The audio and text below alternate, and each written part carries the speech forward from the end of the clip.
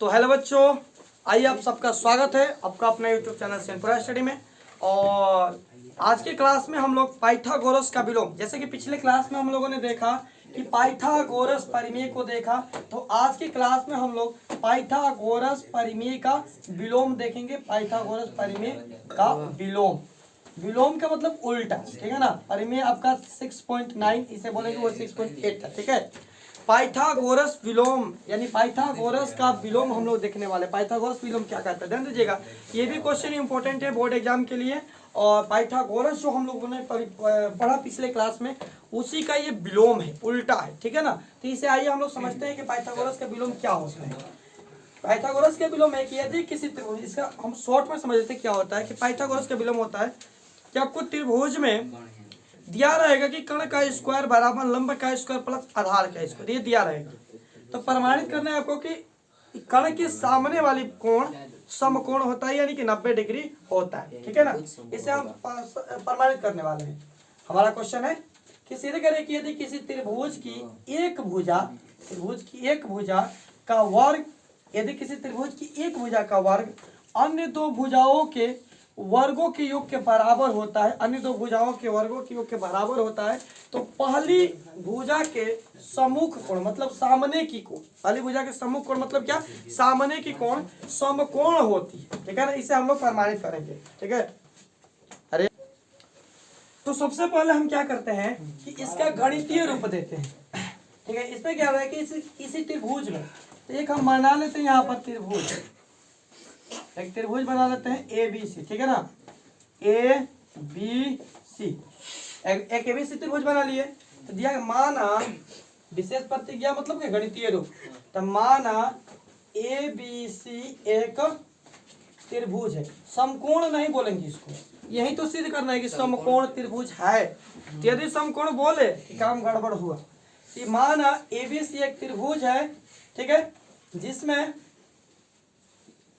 AC square बराबर AB square plus BC square पहले से हमें दे दिया गया है, पहले से हमें यह प्राप्त है कि AC स्क्वायर बराबर AB square plus BC square दे दिया गया है।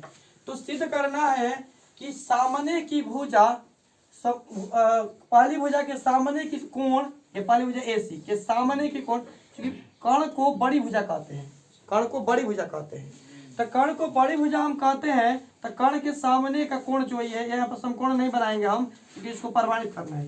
ये आपका समकोण होगा, इसे सिद्ध करना है। सिद्ध करना है कि कोण ABC बराबर 90 डिग्री होगा, कोण ABC बराबर 90 डिग्री होगा, इसे प्रमाणित करना है, होगा। रचना हम क्या करेंगे, इसमें रचना कुछ अलग करेंगे। हम मान लेते हैं कि एक इसी त्रिभुज के समरूप एक त्रिभुज मानते हैं, समकोण त्रिभुज, ठीक है ना। एक और हम त्रिभुज ले लेते हैं, समकोण त्रिभुज, ठीक है। मान लेते हैं कि माना DEF, ठीक है। तो माना DEF एक समकोण त्रिभुज है, समकोण त्रिभुज है, जिसमें कोण E बराबर 90 डिग्री, कोण E बराबर 90 डिग्री तथा AB को बराबर मानते हैं D, तथा AB बराबर D, ठीक है। और BC को मानते हैं EF के, BC बराबर EF है। इतना मान लिया कि AB को हम मान लिए, इसके समरूप माने, तो AB को मान लिए D के, और या BC को माने EF, ठीक है ना। मतलब दो ही भुजा बराबर माने। यदि दो भुजा बराबर हुआ, एक और कोई कोण को बराबर या भुजा को बराबर कर दे, समरूप हो जाए, ठीक है ना। तो यहाँ पर हम क्या करेंगे कि दो भुजा को माने हैं बराबर, तो इसी के सहायता लेकर हम इसको इसके समरूप सिद्ध करते हैं। असमरूप होगा तो संगत कोण भी बराबर हो जाएगा, संगत भुजा संगत कोण आपस में बराबर हो जाएगा। तो परमाणु में हम क्या करते हैं,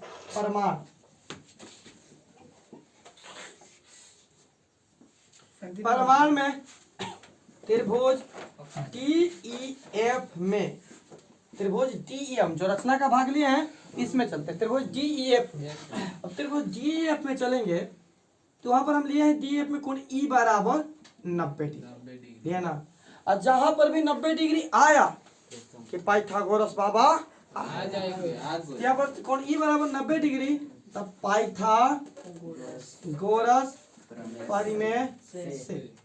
पाइथागोरस परिमेय कहता है कि यदि किसी त्रिभुज के एक कोण 90 डिग्री हो तो कर्ण का स्क्वायर बराबर लंबाई का स्क्वायर प्लस आधार, यानी डीएफ स्क्वायर बराबर डी स्क्वायर प्लस ईएफ हो जाएगा ना, डी स्क्वायर प्लस ईएफ। ठीक है, चूंकि हम जानते हैं इसको समीकरण 1 बना लेते हैं। ठीक है, हमें प्राप्त है, चूंकि हमें प्राप्त है कि ए बी बराबर है किसके, डी के।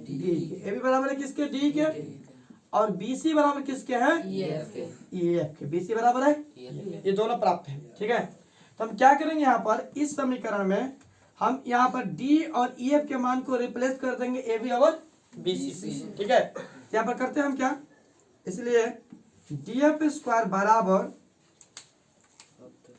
डी के स्थान पर हम रखेंगे क्या, ए बी, क्योंकि बराबर है दोनों।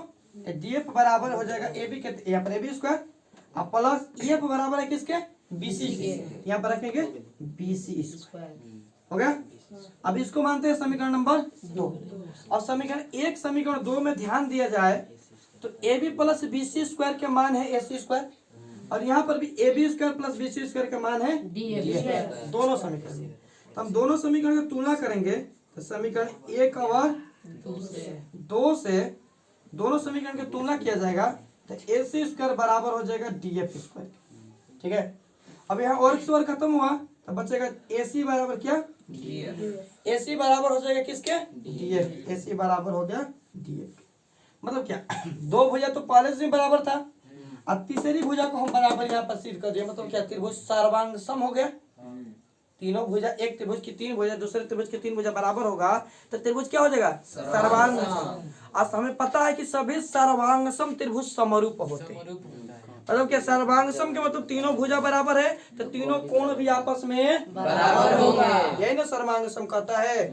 यहाँ पर हम लिखेंगे त्रिभुज ए बी सी तथा त्रिभुज डी ई एफ में ए बी बराबर है डी के, बी सी बराबर है ई एफ के, कहा से, रचना से। ठीक है, और इसमें है ए सी बराबर है डी एफ के। अब यहाँ पर प्रमाणित किया ना, ए सी बराबर डी एफ। तो एक त्रिभुज के 3 भुजा दूसरे त्रिभुज के 3 भुजा के बराबर है, अनुपातिक नहीं, भुजे बराबर है, तो दोनों त्रिभुज सर्वांग सम हो जाएगा। तो आप कह सकते हैं इसलिए एस एस एस से त्रिभुज ए बी सी सर्वांग सम हो जाएगा त्रिभुज डी एफ। हम लोग यहाँ पर समरूप भी लिख सकते हैं, कोई दिक्कत बराबर है बोला है, समरूप भी लिख सकते हैं, सर्वांग सम में भी लिख सकते हैं, क्योंकि हमें पता है, हम लोगों ने पढ़ा है कि सभी सर्वांग सम त्रिभुज जो होता है क्या होता है, समरूप होता है। ठीक है ना, ठीक है।